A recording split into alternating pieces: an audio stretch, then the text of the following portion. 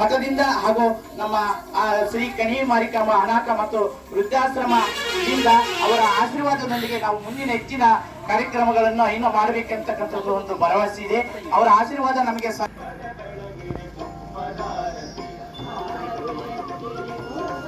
ಶ್ರೀ ಕಣಿವೆ ಮಾರಿಕಾಂಬ ಟ್ರಸ್ಟ್ ವತಿಯಿಂದ ನಡೀತಕ್ಕಂಥ ಅನಾಥಾಶ್ರಮದಲ್ಲಿ ಇವತ್ತು 77ನೇ ಸ್ವಾತಂತ್ರ್ಯ ದಿನಾಚರಣೆಯನ್ನು ನಾವು ಆಚರಿಸ್ತಾ ಇದ್ದೇವೆ.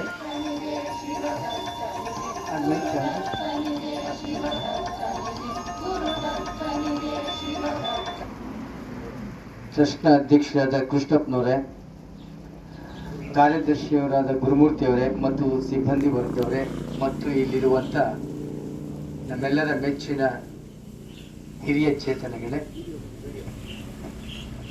ಇವತ್ತು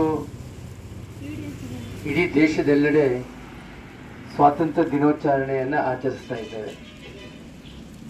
ಯಾಕೆ ಸ್ವಾತಂತ್ರ್ಯ ದಿನಾಚರಣೆ ಆಚರಿಸಬೇಕು ಇವತ್ತು ಅಂದರೆ,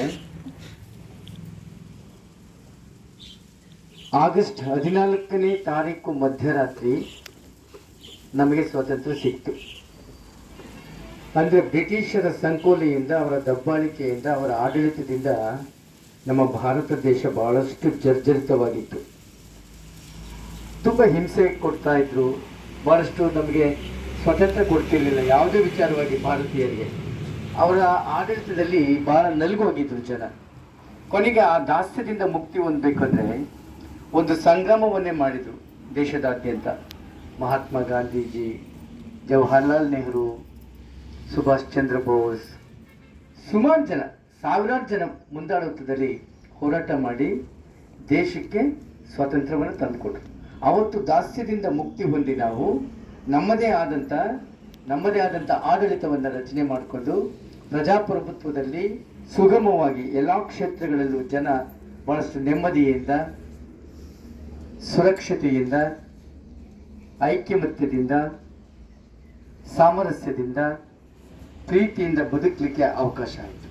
ಹಾಗಾಗಿ ಆ ನೆನಪನ್ನು ಆಚರಿಸಲಿಕ್ಕೆ ಮಧ್ಯರಾತ್ರಿ ಸರಿ ಹೋಗೋದಿಲ್ಲ ಅಂದ್ಬಿಟ್ಟು ಬೆಳಿಗ್ಗೆ ಆಗಸ್ಟ್ 15ರ ಬೆಳಿಗ್ಗೆ ಮುಂಜಾವಿನಲ್ಲಿ ಆ ಬಾವುಟವನ್ನು, ತ್ರಿವರ್ಣ ಧ್ವಜವನ್ನು, ನಮ್ಮ ದೇಶದ ತ್ರಿವರ್ಣ ಧ್ವಜವನ್ನು